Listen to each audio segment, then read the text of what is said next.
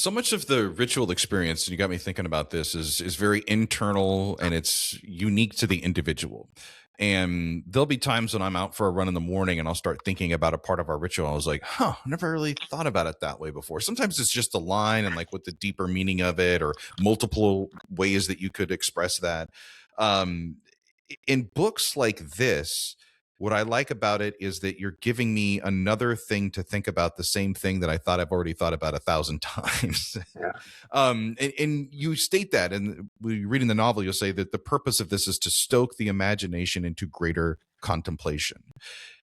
What kind of discussions are you hoping that brothers have after they read this, either in lodge or with each other?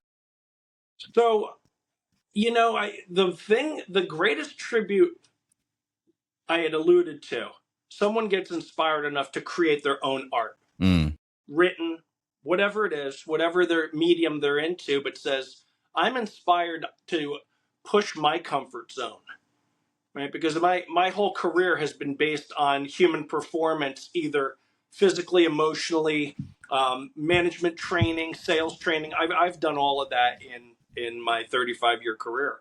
So I would hope people get inspired and say, maybe I'll contribute in some way, even if it's writing an article, something they haven't done. Take on an educational program, whether it's Masonic or other.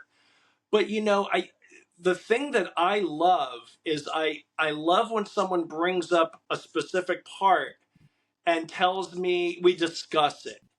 Hey, this was really cool because, or like I had said, how would you have written it differently? Oh, I always pictured it was going to be like this and that. And I think that that's the back and forth discourse we're all looking for, right? And you said contemplation.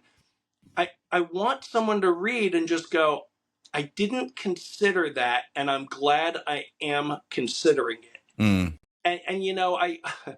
I told this to some other people. I went on the friendliest website on the planet, Reddit, and under the Freemasonry subreddit, I asked a question. When the master sounds the gavel to start the lodge, has anyone considered that is the moment of creation? That's the bang. Now, I got everything from absolutely not, you're insane, to I never thought of that. And it's not that a bunch of people, no one said yes, right? But that's something I've heard before and contemplated, because we want our members to have a certain level of seriousness and solemnity when lodge starts. We don't want them giggling. We don't want them talking on the sidelines, which people do. But ideally, this is supposed to be the time where you start preparing yourself to be away from the rest of the world and divest yourself of the superfluidities of life and really be present where you are. So that went over like a lead balloon on Reddit. But what you had just said, we want people to think, because the best mentors in Masonry have their students contemplating things they never thought about. So when I can say, how do you think such and such really went? And they start that conversation, that is how information is conveyed. That's how ideas are spread. That's how people's brains work over time. And we all grow. I mean, look, I wrote a book. Is it a big deal? It is to me. It's not the cure to the world, but it's a little piece where you go, you know what? I'm entertained, and it gave me something to think about.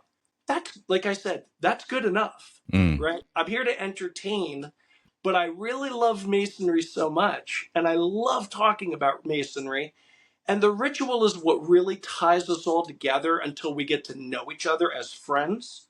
As brothers, the ritual ties us. And that is the place you start from, and everything spreads out from there.